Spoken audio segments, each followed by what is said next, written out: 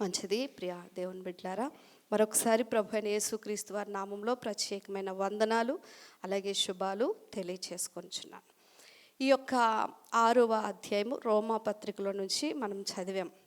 ఈ రోమా సంఘం గురించి కొన్ని విషయాలు మనం తెలుసుకోవాలి.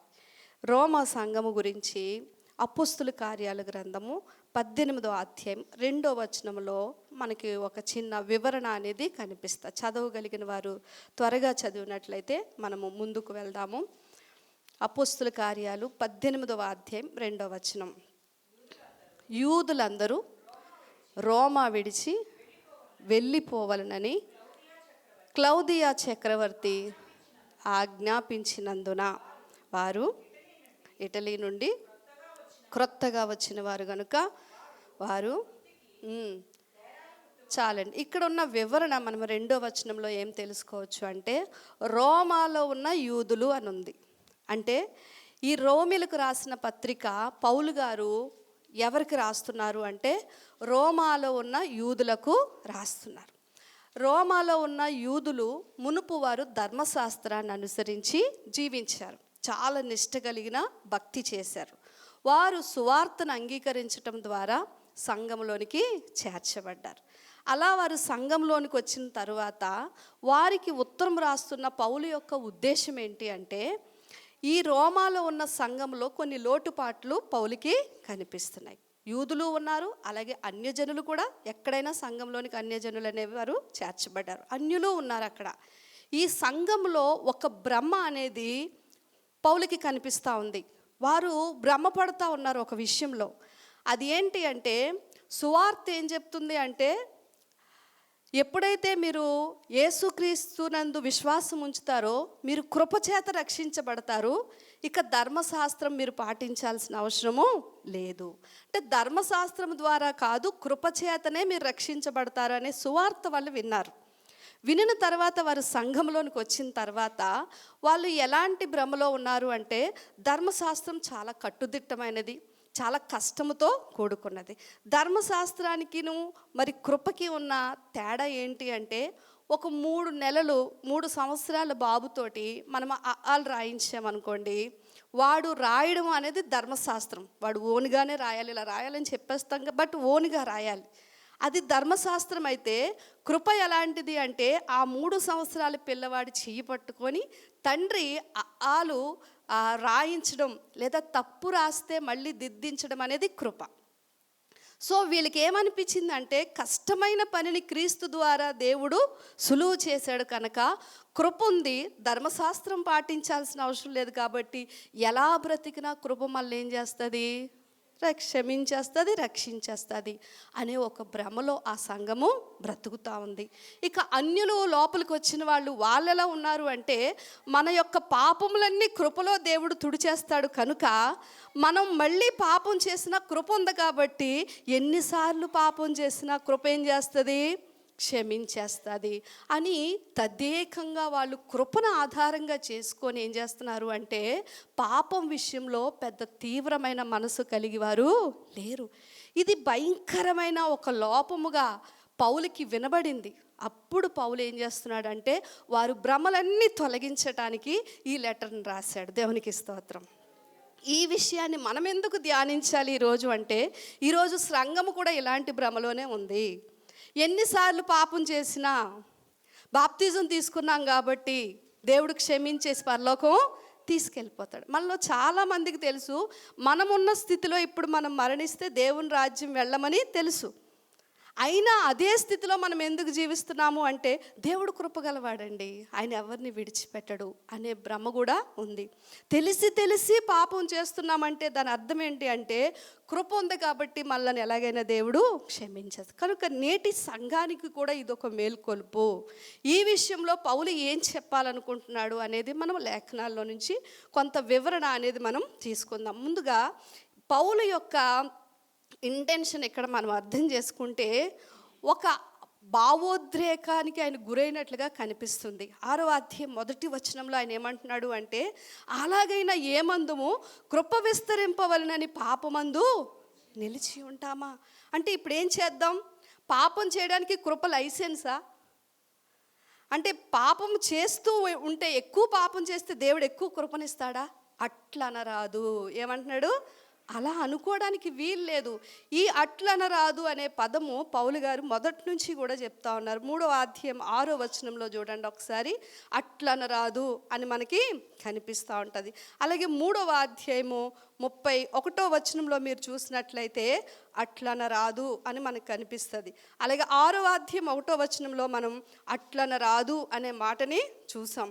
15వ వచనంలో కూడా మీరు చూస్తే, 6వ అధ్యాయం 15వ వచనంలో మీరు చూస్తే అక్కడ కూడా అది ఎన్నటికి కూడదు అనే మాట మనకు కనిపిస్తుంది. 7వ అధ్యాయం 7వ వచనంలో మీరు చూడండి. 7వ అధ్యాయం 7వ వచనంలో కూడా కింద మీరు అండర్లైన్ చేసుకోండి, అట్లనరాదు. ఇప్పుడు 13వ వచనం కూడా మనం చూస్తే 7వ అధ్యాయంలో అట్లనరాదు. మీరు ఇంటికి వెళ్ళి కూర్చొని రోమీయులకు రాసిన పత్రికలో అట్లనరాదు, అట్లా అనుకోవడానికి వీల్లేదు, మీరు అలా అనుకోవడానికి వీల్లేదు అని ఒక ఉద్రేకపూర్వితమైన భావాన్ని ఎందుకు పౌలు వ్యక్తపరుస్తున్నాడు అనేది 3 నుంచి ఒక 7 అధ్యాయాల వరకు మీరు ఒకవేళ వీలైతే బైబిల్ స్టడీగా పెట్టుకొని చదవండి, మీకు చాలా విషయాలు అర్థమవుతాయి. ఇప్పుడు విషయం ఏంటి అంటే, దేవుని బిడ్డలారా, ఈ భ్రమలో ఉన్న సంఘాన్ని పౌలు బయటికి తీసుకొని రావాలి. లేదు అంటే అది సంఘానికి ఎంతో ప్రమాదకరమైన సంగతి అని పౌలు ఈ మాటలను రాస్తూ ఉన్నాడు. మరి చూడండి, 5వ అధ్యాయం, ఇక్కడ 6వ అధ్యాయానికి ముందు మనం 5వ అధ్యాయాన్ని ఆధారం చేసుకోవాలి, 7వ అధ్యాయంను కూడా ఆధారం చేసుకోవాలి. ఎప్పుడు కూడా మనం బైబిల్ చదివేటప్పుడు ఆ మట్టుకే మనం చదవకూడదు. దాని ముందు ఏం రాశారు, దాని వెనక ఏం జరిగింది, అసలు ఈ ఉన్న అధ్యాయంలో కొన్నిసార్లు మనకి వివరణ దొరకదు, ఆ ముందు తర్వాత అధ్యాయాల్లోనే వివరణ దొరుకుతుంది. ఇప్పుడు వీళ్ళు 5వ అధ్యాయం 20వ వచనంలో ఉన్న మాట మనం చూసినట్లయితే, పాపం ఎక్కడ విస్తరించునో అక్కడ కృప అపరిమితముగా విస్తరించు. ఇక్కడ ఉన్న మాట ఏంటండి, ఎక్కడ పాపం ఎక్కువ ఉంటుందో అక్కడ కృప అపరిమితంగా విస్తరిస్తా. అంటే పాపం ఎక్కువ ఉన్న చోట కృప అపరిమితంగా ఉంటుంది అనే మాట వీళ్ళని ఎలా చేసింది అంటే, మనం ఎక్కువ పాపం చేస్తే ఎక్కువ కృపను పొందుకుంటాం. ఆలోచించండి, ఎక్కువ పాపం చేస్తే మన సంఘంలో అక్కడ రవీంద్ర నగర్లో నేను ఒక మాట విన్నానండి. బస్ స్టాప్లో ఒక ఆయన అన్నారట, మీ క్రైస్తువులకి ఏముందమ్మా, వారం అంతా పచ్చి పాపాలు చేసేస్తారు, వారం రోజున వెళ్ళి వాళ్ళు ఇచ్చే అది తాగేస్తారు, తినేస్తారు, మీ పాపాలన్నీ దేవుడు క్షమించేస్తాడు. లోకం కూడా ఇలా అర్థం చేసుకుంటుంది. అసలు సంఘానికి ఈ విషయం అర్థమైందా? అసలు దేవుడు ఏ ఉద్దేశంతో మన కొరకు ప్రాణం పెట్టాడు, తరువాత మనం ఎలా బ్రతకాలి అనే విషయాన్ని సంఘము అర్థం చేసుకోవట్లేదు. సమాజంలో దాని గురించిన పూర్తిగా అవగాహన కూడా లేదు. నిజంగా ఎన్ని పాపాలు చేసినా మళ్ళీ వెళ్ళి మనం బల్ల తీసుకుంటే మనం పవిత్రం అయిపోతామా? ఆలోచన చేయండి, ఇది నిజమేనా అంటే ఏమాత్రమో కాదండి. ఇక్కడ పౌలు గారు చెప్తున్న మాటలు 5వ అధ్యాయంలో మనము కొన్ని వచనాలు చూసినట్లయితే, దేవుడు ఏ స్థితిలో ఉన్నప్పుడు నీ కొరకు ప్రాణం పెట్టాడు, ఏ స్థితిలో ఉన్నప్పుడు నిన్ను విడిపించడానికి ఆయన ఈ లోకానికి వచ్చాడు అనే విషయాలు మనకు తెలియచేస్తూ 5వ అధ్యాయంలో మనము ఇంకనూ పాపులుగా ఉంటుండగా, 8వ వచనం, మనం ఇంకా బలహీనముగా ఉంటుండగా, ఇంకనూ మనము శత్రువులుగా ఉంటుండగా క్రీస్తు మన కొరకు చనిపోయాడు. అంటే మనము విడిపించుకోలేని ఆ పాపపు స్థితి నుంచి దేవుడు మనల్ని విడిపించి ఆయనకి సమీపస్తులుగా చేయటానికి దేవుడి లోకానికి వచ్చాడు. ఇప్పుడు ఇలాంటి స్థితిలో నుంచి విడిపించబడిన మనము ఎలా ఉండాలి అనేది చెప్పడం 6వ అధ్యాయం ఉద్దేశం.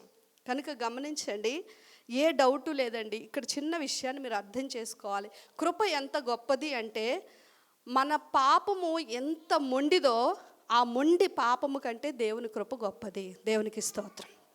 క్రీస్తును అంగీకరించక ముందు మనము వ్యభిచారులమైన, దొంగలమైన, నరహంతకులమైన, భయంకరమైన అబద్ధికులమైన, మోసాలు చేసేవాళ్ళమైన, ఎంత మొండి పాపమైనా క్రీస్తును నమ్మకముందు ఆయన పాపముల కొరకు ఈ లోకానికి వచ్చి నా స్థానంలో బలయ్యారు, నన్ను విడిపించడానికి వచ్చారు అని ఆయన యందు విశ్వాసం ఉంచితే, విశ్వాసము ద్వారా మన గాత పాపాలన్నీ కూడా దేవుడు కృపలో తుడిచివేస్తాడు. దేవునికి స్తోత్రం.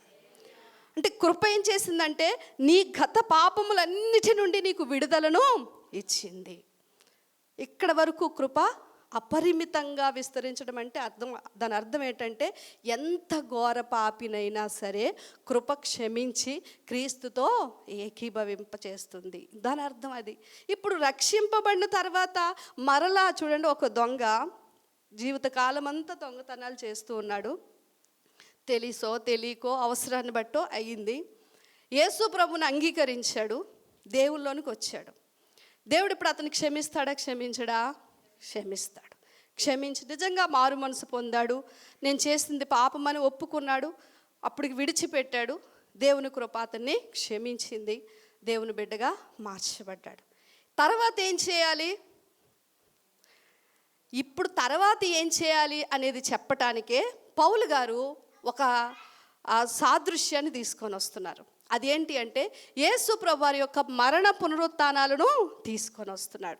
ఇప్పుడు యేసు ప్రభువారు ఏం చేశారంటే పాపముల విషయమై ఆయన మరణించారు అనే సంగతి మనకి 4వ వచనం నుంచి 3వ వచనం నుంచి ప్రారంభమవుతుంది. అదేమంటున్నారంటే, క్రీస్తు యేసులోనికి బాప్తిజమము పొందిన మనమందరము ఆయన మరణములోనికి బాప్తిజమము పొందితిమని మీరు ఎరగరా. అంటే ఇప్పుడు దొంగతనం అనే పాపంలో అతను ఏమయ్యాడు అంటే, బాప్తిజమం అంటే ఎలా తీస్తారండి? ఇలా వెనక్కి ముంచి మళ్ళీ లేపుతారు. దాని అర్థం బాప్తిజమం సాదృశ్యం ఏంటంటే 6వ అధ్యాయంలో క్లియర్గా పౌలు గారు రాస్తూ ఉన్నారు. అదేంటి అంటే పాపము విషయమై మనము మృతి పొంది యేసుక్రీస్తు వారు మన పాపముల కొరకు మరణించి ఎలా సమాధి చేయబడ్డారో ఆ విధంగా మనము కూడా సమాధి చేయబడి, బాప్తిజమం అర్థం ఆయన ఏ విధంగా తిరిగి లేపబడ్డాడో ఆ విధంగా మనము కూడా తిరిగి లేపబడ్డాం. యేసు ప్రభువారు మరణించారు నా పాపముల కొరకు అని నమ్మినది నువ్వు వాస్తవం అయితే, నీ పాపముల విషయమై ఆయనతో కూడా బాప్తిజమంలో నువ్వేమవుతున్నావు? పాతి పెట్టబడుతున్నావు. ఎంత గొప్ప అర్థాన్ని పౌలు ఆ సంఘానికి చెప్తున్నాడు. మీరు ఎప్పుడైనా మన తాత ఎవరో చనిపోయారు, ముత్తాత ఆయన్ని ఇప్పుడు మనం చూపించగలమా? చూపించలేమండి. ఆయన రూపాన్ని కానీ లేకపోతే ఆయన చేసిన పనులు కానీ ఏమైనా. ఎందుకంటే 4 రోజులు 2 నెలల ముందు చనిపోయిన వాళ్ళే లేరండి, ఇంకా శాశ్వతంగా లేరు వాళ్ళు అంటాం. మన పాపం విషయంలో కూడా మనం మృతి పొందిన వాళ్ళమైతే తిరిగి అందులో మనం ఎలాగూ జీవింతుము. ఎంత మనకు అర్థమయ్యే పోలికను తీసుకొస్తున్నాడు పౌలు. ఆలోచన చేయండి. అంటే ఆ దొంగతనంలో నువ్వు చచ్చిపోతే తిరిగి మళ్ళీ నువ్వు దొంగతనం చేస్తావా? చెయ్యవు. ఇప్పుడు ఈ విషయాన్ని పౌలు గారు మాట్లాడుతూ ఇక్కడ ఒక సత్యం దాగి ఉంది. అదేంటి అంటే, ఆయన మరణించి పునరుత్థానం చెందింది ఆయన మట్టుకే పరిమితం కాదు. అంటే యేసు ప్రభువారు మట్టుకే పరిమితము కాదు, ఆయన నమ్మిన వారికి కూడా అది వర్తిస్తుంది అని ఇక్కడ ప్రత్యేకంగా పౌలు గారు చెప్తా ఉన్నారు. 4వ వచనం చివరిలో ఆయనతో కూడా మనము కూడా పాతి పెట్టబడితిమి. మీరందరూ బాప్తిజం తీసుకున్నారు, నీటి బాప్తిజమే తీసుకొని ఉండుంటారు కదండి. ఎందుకు ఇలా అడుగుతున్నానంటే, కొంతమంది చిలకరింపు బాప్తిజాలని, జెండా కింద బాప్తిజాలని, రకరకాల బాప్తిజాలు వచ్చేస్తూ ఉన్నాయి. కానీ వాక్యం చెప్పే బాప్తిజం ఏంటంటే నీటి బాప్తిజమం. యేసు ప్రభువారు యోర్దానులో బాప్తిజం తీసుకున్నారు. నపుంసకుడికి ఫిలిప్పు నీటిలో బాప్తిజం ఇచ్చాడు. తర్వాత అపోస్తులు కూడా నీటి బాప్తిజాన్నే ఇచ్చారు. మీ బాప్తిజమం సరైనది అని నేను నమ్ముతున్నాను. ఒకవేళ మీరు అలాంటి బాప్తిజం ఇప్పటి వరకు తీసుకోకపోతే తిరిగి మళ్ళీ అటువంటి బాప్తిజాన్ని పూర్తి పశ్చాత్తాపంతో తీసుకోవడం మంచిది. ఎందుకంటే బాప్తిజమము అనేది ప్రభువైన యేసుక్రీస్తు వారి యొక్క మరణ పునరుత్థానాలను తెలియచేస్తుంది. కొన్ని భ్రమల్లో మనం ఉండిపోయి నేను వెళ్ళిపోతాను దేవుని రాజ్యం అనుకోవడానికి లేదు. ఆ సరైన బాప్తిజమం అనేది మనం తీసుకున్నాం. అంటే ఇక్కడ బాప్తిజమం రక్షిస్తుందని నా అర్థం కాదండి. బాప్తిజమము మనం రక్షించబడ్డాము అనే దానికి ధృవీకరణ. ఆలోచన చేయండి. బాప్తిజమం మనల్ని రక్షించదు. ఒక తాగుబోతు చర్చికి వస్తూ ఉన్నాడు ప్రతి వారం. వస్తూ ఉంటే ఒక ఈస్టర్ రోజు బాప్తిజాలు అవుతూ ఉన్నాయి. ఈ సంఘంలో సపోర్టర్గా ఉన్న ఒక బ్రదరు ఆ తాగుబోతు ఆయనకి ఇష్టం లేకపోయినా తీసుకెళ్ళి నీటిలో ముంచేశారు. ఆ బాప్తిజం అతను రక్షిస్తుందండి? రక్షించదు. అతను తనకు తానుగా పాపినని ఒప్పుకొని ఆ పాపమును విడిచిపెట్టి క్రీస్తులో పూర్తి మారు మనసుతో బాప్తిజం తీసుకుంటే ఆ బాప్తిజమం అతనికి రక్షణ ఇస్తుంది. కనుక బాప్తిజమం తీసుకున్నంత మాత్రాన దేవుని రాజ్యం వెళ్ళిపోతామని ఏమాత్రము అనుకోకూడదు. బాప్తిజమం అనేది నీవు రక్షించబడ్డావు అనే దానికి ఒక ధృవీకరణ మాత్రమే. కనుక నీవు తీసుకున్న బాప్తిజమము ప్రభువైన యేసుక్రీస్తు వారి యొక్క మరణ పునరుత్థాలను జ్ఞాపకం చేసుకుంటూ తీసుకున్నదేనా లేదా అనే సంగతిని మనం జ్ఞాపకం చేసుకోవాలి. ఏదేమైనా కూడా ఇక్కడ పౌలు గారు ఏమంటున్నారు అంటే ఆయన మరణ పునరుత్థానాలు అనేవి ఒక విశ్వాసికి వర్తిస్తాయి. ఇంకా మంచి వివరణ గలతీ పత్రికలో ఇస్తారు. ఒకసారి చూడండి, 3వ అధ్యాయం 27వ వచనం. గలతీ పత్రిక 3వ అధ్యాయం 27వ వచనం.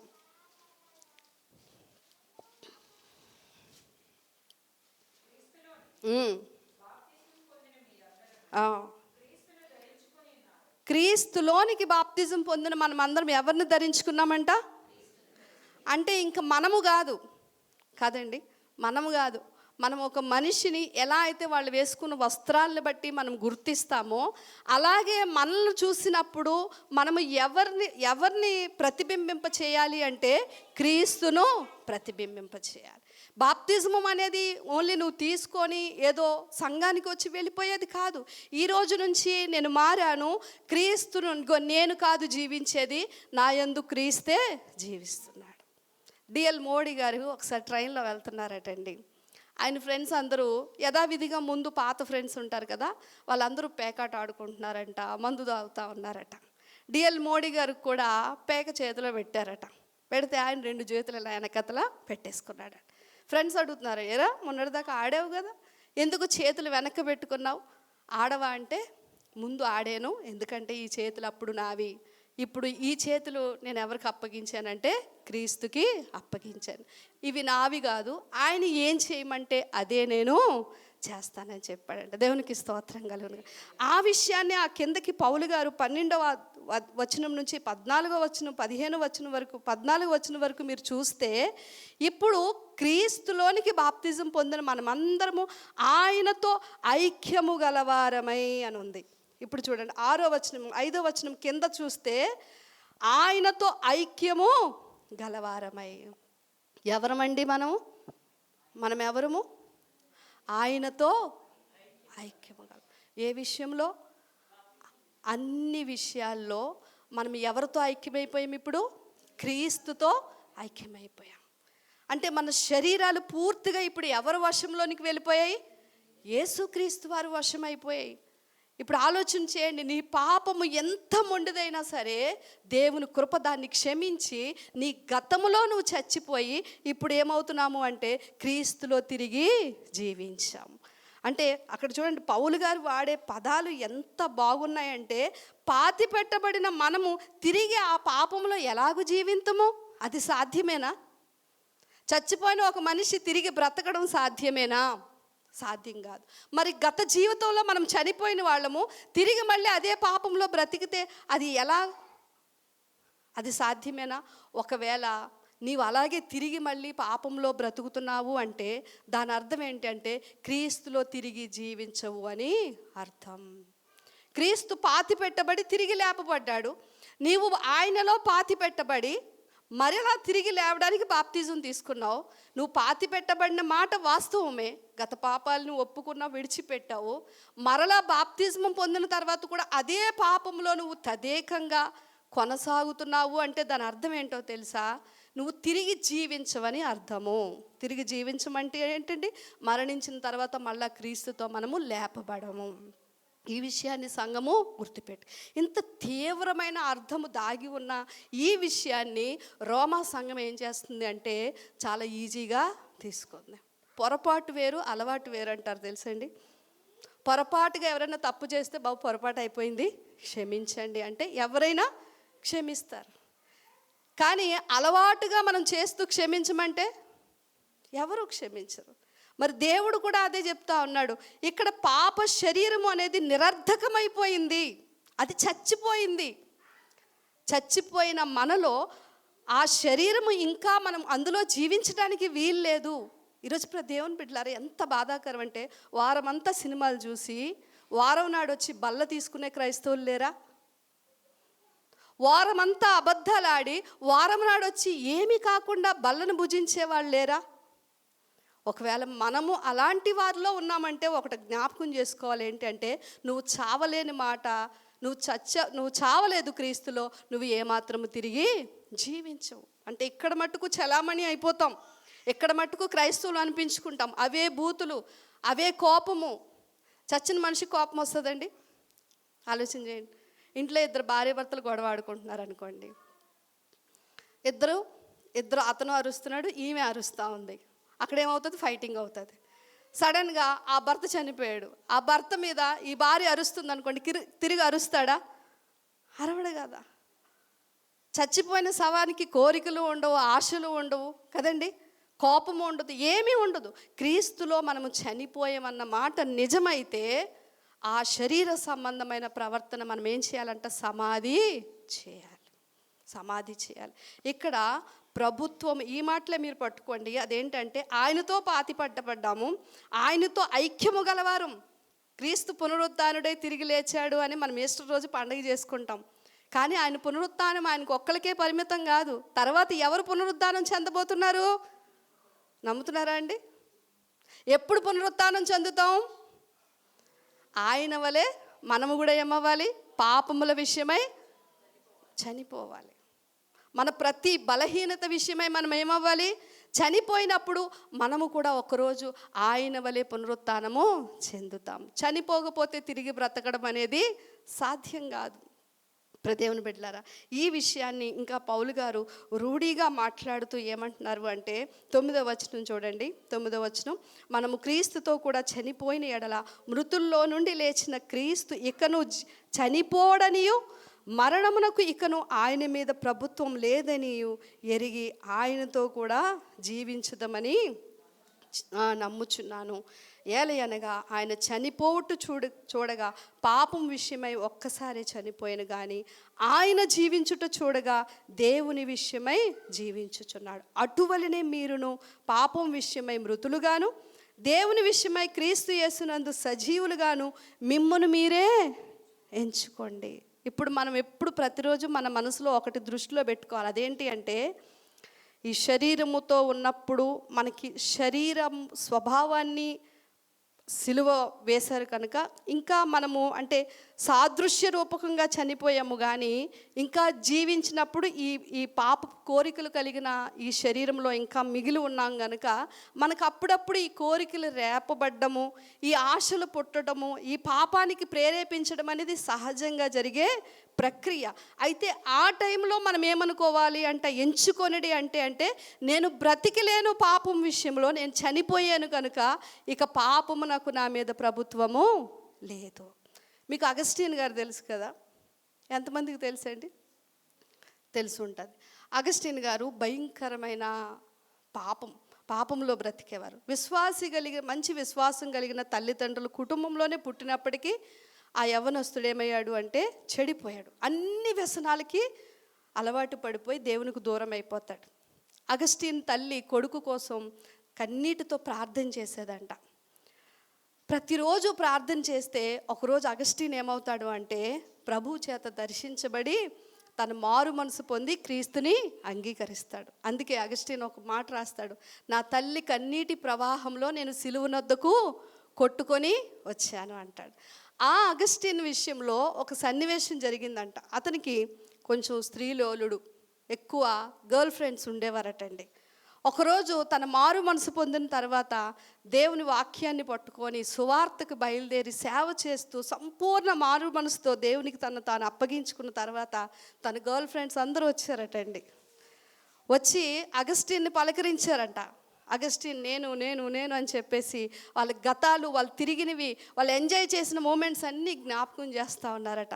ఒక్కొక్క అమ్మాయిని అగస్టిన్ దాటుకుని వెళ్ళిపోయాడటండి. కానీ ఒక అమ్మాయి మాత్రం అన్నదంట, అగస్టిన్ అందరినీ దాటావు, అందరినీ వదిలేసావు, కానీ నేనెవరో చూడు, నేను వచ్చానంటే తనకి ఇష్టమైన, తను చాలా క్లోజ్ రిలేషన్తో ఉన్న అమ్మాయి, నన్ను ఎలా వదిలేసి వెళ్ళిపోతావు అంటే అగస్టిన్ అన్నాడంట, నువ్వే కానీ నేను కాదు అన్నాడంట. ఇప్పుడు నేను ఎవరు అంటే క్రీస్తులో చనిపోయి ఆయన విషయం మళ్ళీ తిరిగి జీవించినాడు. పాపం విషయంలో ఇంక నేను చనిపోయాను, నువ్వు ఆ పాత మనిషివే కావచ్చు, నువ్వు ఆ పాత అమ్మాయివే కావచ్చు, కానీ ఈ అగస్టిన్ మాత్రం ఆ పాత మనిషి కాదు అన్నాడు. దేవునికి స్తోత్రం కలుగును.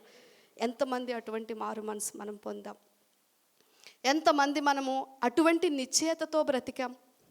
లేదా తదేకంగా పాపం చేస్తూ కృప ఉంది కదా, కృప రక్షించేస్తుంది, కృప క్షమించేస్తుంది, ఎలాంటి వాళ్ళనైనా దేవుడు తన కృపలో క్షమించి దేవుని రాజ్యం తీసుకెళ్ళిపోతాడనే ఒక భ్రమలో మనం బ్రతికితే ఈరోజు పౌలు రోమాకు ఇచ్చిన హెచ్చరికను మన సంఘానికి కూడా దేవుడు ఇస్తున్నాడు. అది భ్రమే కానీ వాస్తవమే మాత్రము కాదండి. నిజంగా దేవుని బిడ్డలారా, పాపం విషయంలో దేవుడు ఏమాత్రము సపోర్ట్గా నిలిచే దేవుడు కాదు. దేవుడు పాపులను ప్రేమిస్తే పాపం విషయమై ఎందుకు అంత తీవ్రమైన ఇది కలిగి ఉన్నాడు? పాపము కోసము పరలోకంలో నుంచి దేవుడే ఈ లోకానికి వచ్చి తన ప్రాణాన్ని స్వయంగా పెట్టింది ఎందుకు? మళ్ళీ తిరిగి మనం పాపం చేయడానికా? మనం పాపం చేసినా ఆయన క్షమించడానిక? ఏమాత్రమూ కాదండి. కానీ శారీరక బలహీనతను బట్టి అప్పుడప్పుడు పొరపాటుగా నీవు తప్పిపోయినా దేవుడు దాన్ని క్షమించొచ్చేమో, కానీ అలవాటుగా పాపం చేస్తే మాత్రం దానికి ఏమాత్రము క్షమాపణ ఉండదు. ఒకసారి కొలస్సీ పత్రిక 2వ అధ్యాయము 12వ వచనం ఒకసారి చూడండి. 2వ అధ్యాయం 12వ వచనం, కొలస్సీలకు రాసిన పత్రిక 2వ అధ్యాయం 12వ వచనం.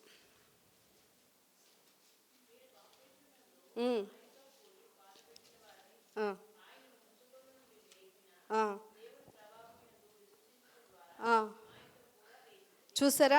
ఇప్పుడు యేసు ప్రభువారు పాతి పెట్టబడిన విషయాన్ని, ఆ ప్రభావాన్ని మీరు గమనించండి. యేసు ప్రభు ఒక్కడే ఈ లోకంలో మరణించి తిరిగి లేచారు. ఇది గొప్ప విషయం అంటారా కాదంటారా? చాలా గొప్ప విషయం. ఈ ప్రపంచంలో మరణించిన ఏ మనిషి కూడా తిరిగి లేవడు. ప్రభు అయిన యేసుక్రీస్తు వారు ఒక్కలే తిరిగి లేచారు. అది ప్రభావము. తండ్రి తన శక్తిని, ఎఫెసీ పత్రిక 1:19 అంటాడు, తండ్రి తన బలమును ఉపయోగించి యేసు ప్రభువును మృతులో నుండి లేపాడు. ఇది చాలా మహిమాన్వితమైన కార్యం, ఇది ఆశ్చర్యమైన కార్యం. అయితే ఇక్కడ పౌలు ఏమంటున్నాడు అంటే, ఆ ప్రభావమును విశ్వసించుట ద్వారా, చదవండి అమ్మ మీరు, విశ్వసించుట ద్వారా ఇప్పుడు మీరేమయ్యారు? ఆయనతో కూడా లేచారు. దేవునికి స్తోత్రం చెప్దాం. మౌనంగా ఉండొద్దండి. ఏం చెప్పాలి మనం? దేవునికి స్తోత్రం. యేసు ప్రభు వారు తిరిగి లేవడం ఒక ఆశ్చర్యం అయితే, నీవు కూడా తిరిగి లేపబడబోతున్నావు. ఆలోచన చేయండి. అది విశ్వసించడం ద్వారా నీవు కూడా ఆయనతో పాలిభాగస్వంలోనికి వెళ్ళిపోతున్నాం. మనమందరము కూడా క్రీస్తుతో లేపబడబోతున్నాం. అయితే అంతకుముందు మనం ఏం చేయాలి అంటే, మన పాప జీవితాన్ని మనం ఏం చేయాలి? సమాధి చేయాలి. చాలామంది అంటూ ఉన్నారు ఏంటంటే, ఎంత అనుకున్నా జయించలేకపోతున్నామండి, ఎంత అనుకున్నా ఎక్కడో ఒక చోట పడిపోతున్నామండి, ఎంత అనుకున్నా ఏదో ఒకటి అయిపోతుందండి అంటే, నేను ఒక మాట చెప్పనా, నువ్వు అనుకుంటే అది అవ్వదు. నువ్వు ఆ పాపం చేయకూడదు అని మనసులో అనుకో, నువ్వు చేయకుండా ఉండగలవు. ఎంతమంది నమ్ముతున్నారు? మనం అనుకోవడం లేదు. నేను ఓవర్కమ్ చేయగలను, నేను జయించగలను ఈ పాపాన్ని మనం అనుకోవడం లేదు కనుక మనం అది చేస్తున్నాం.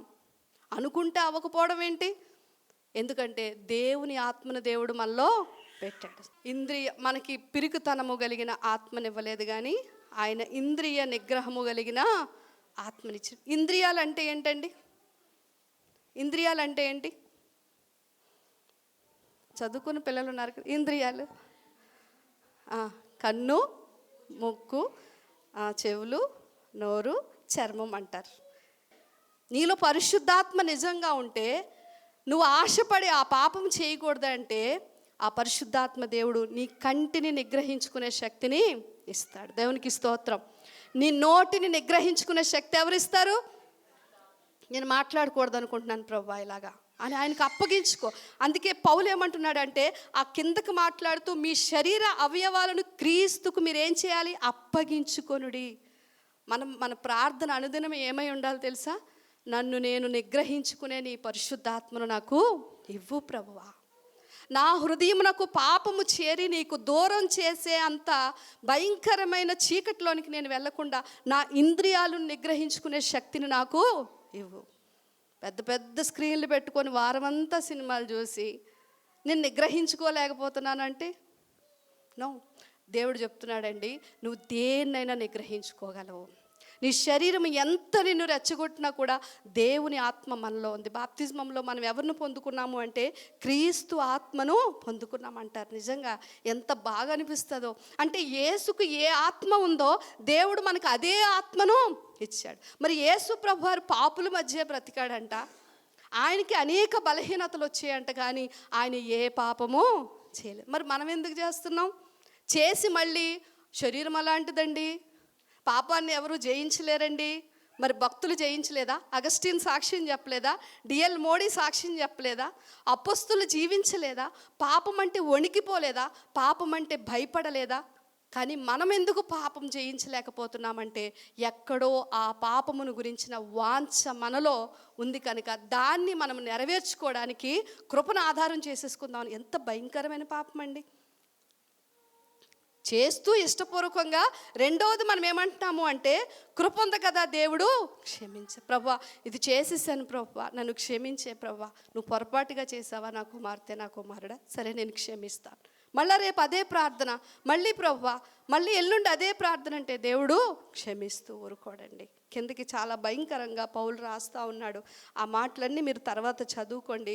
దేవుడు మీకు ఒకప్పుడు ఇచ్చిన ఈ అవయవాలను దుర్నీతి సాధనాలుగా మీరు వాడారు. ఇప్పుడైతే మీరు ఆ అవయవాలను నీతికి సాధనాలుగా వాడాలి. దేనికి వాడాలండి? నీతికి సాధనాలుగా. ఈరోజు దేవుని బిడ్డలారా, ఒక క్యాన్సర్ వ్యాధి కంటే భయంకరమైనది ఏంటి అంటే పాపం అండి. క్యాన్సర్ వస్తే ఈ లోకంలో మనం మరణించవచ్చేమో, కానీ దేవుని కృపను బట్టి ట్రీట్మెంట్ అవుతుంది, బయటపడుతున్నారు. ఒకవేళ 4th స్టేజ్ క్యాన్సర్ అయినా మనం ఈ లోకంలో మరణించవచ్చేమో, కానీ పాపం విషయంలో మాత్రం మనం దాన్ని జాగ్రత్తగా చూసుకోకపోతే, దాని విషయమై మనము దేవుని ఎదుట పశ్చాత్తాపపడి విడిచిపెట్టకపోతే మన ఆత్మ ఎక్కడికి వెళ్ళిపోద్ది? నరకానికి వెళ్ళిపోద్ది. పౌలు ఒక్కసారిగా చలించిపోయాడు. సంఘము దేవుని కృపను పాపం చేయడానికి ఆధారంగా చేసుకుంటుందా? ఇది ఎంత భయంకరమైన భ్రమ, ఇది ఎంత భయంకరమైన అపోహ. వీళ్ళు ఎలాగైనా విడిపించాలని పౌలు ఆ అధ్యాయాలన్నీ రాసుకుంటూ వస్తున్నాడు. ఈరోజు దేవుడు మనందరితో మాట్లాడి ఉన్నాడని నేను నమ్ముచున్నాను. మనం ఇప్పటి వరకు చాలా విషయాల్లో తెలిసి పాపం చేస్తూ దేవుని కృప ఉందిలే నన్ను క్షమిస్తుంది అని మనం ఒకవేళ అలాంటి మనసు, రోమిల్ లాంటి మనసు, రోమాలో ఉన్న సంఘం లాంటి మనసు మనలో ఉంటే దేవుడు నీతో నాతో మాట్లాడాడు. ఈరోజు సమాజంలో క్రైస్తవ్యము హేళనైపోవడానికి కారణం ఏంటో తెలుసా? క్రైస్తవులు పాపం విషయమై తీవ్రత కలిగి లేకపోవటం, పరిశుద్ధత విషయమై వారు ఆశ కలిగి లేకపోవటం వల్ల సంఘము సమాజంలో హేళనైపోయింది.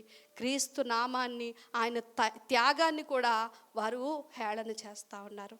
దేవుని వాక్యము మనందరితో మాట్లాడుంది. నీ గత పాపాలన్నిటినీ కృపలో ఆయన క్షమించాడు. ఆ పాప శరీరం నిరర్ధకమయ్యేటట్లు క్రీస్తులో బాప్తిజం పొందిన నీవు ఆయనతో చనిపోయావు. తిరిగి ఆయనతో జీవించటానికి పునరుత్థాన జీవాన్ని మనలో పెట్టాడు. మనం నిరంతరము దేవునితో జీవించడానికి ఆయన పిలిచాడు తప్ప పాపమును కృపను ఆధారంగా చేసుకొని పాపం చేయడానికి ఏమాత్రము కాదు. ఒకవేళ అలవాటుగా పాపం చేస్తూ కూడా దేవుడు నన్ను క్షమిస్తాడు, సంఘానికి వెళ్తున్నాను, వాక్యం వింటున్నాను, కానుకిస్తున్నాను, ఉపవాసం ఉంటున్నాను, ప్రార్థన చేస్తున్నాను, నేను అన్నీ చేస్తున్నాను, కానీ పాపంలోనే కొనసాగుతూ మనం ఉంటూ ఉంటే దేవుడు ఏమాత్రం దాన్ని క్షమించడు. ఈరోజు